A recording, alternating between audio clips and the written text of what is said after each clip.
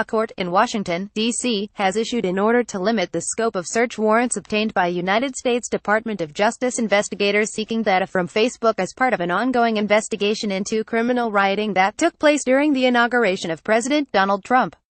The U.S. Department of Justice will be blocked by the order from viewing any identifying information from third-party Facebook users who are not under investigation but viewed or interacted with a Facebook account that was used to organize Inauguration Day protests on January 20, 2017. The warrant centers around a Facebook accounts of 2D.C.based protesters and a Facebook page for Disrupt 20, an organization created by a group of activists who are attempting to build the framework needed for mass protests to shut down the inauguration of Donald Trump and planning widespread direct actions to make that happen.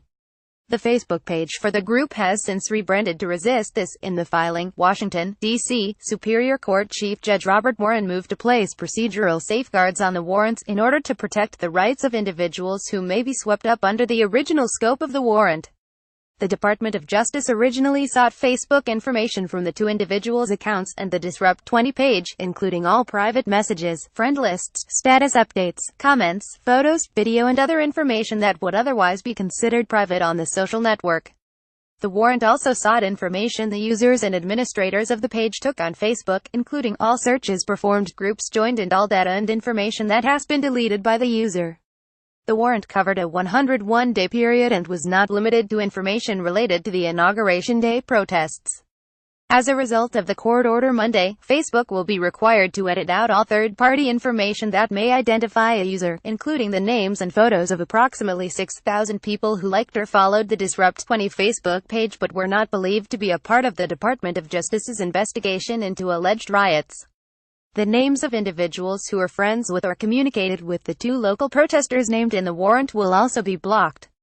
The redacted information can only be provided by Facebook to the Department of Justice if the government is able to successfully demonstrate to the court that the information would constitute potential evidence of a crime. The court also limited the range from which Facebook is required to provide information from the accounts.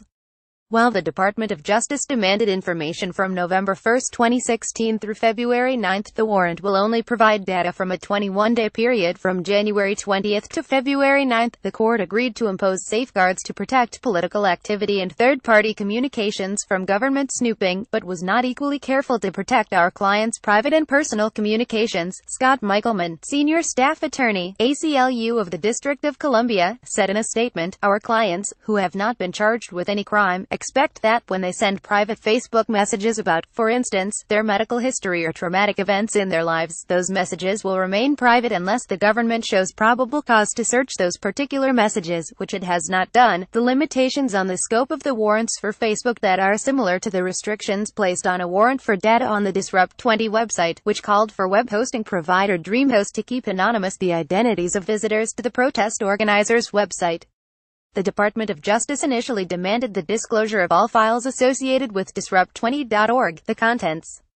of email accounts for those associated with the site, contact and billing information, the person who registered the site, and the IP addresses of visitors to the site. Chief Judge Robert Morin, who also oversaw the DreamHost case, issued an order that said the government does not have the right to rummage through the information contained on DreamHost's website and discover the identity of or access communications by individuals not participating in alleged criminal activity. Facebook did not respond to request for comment.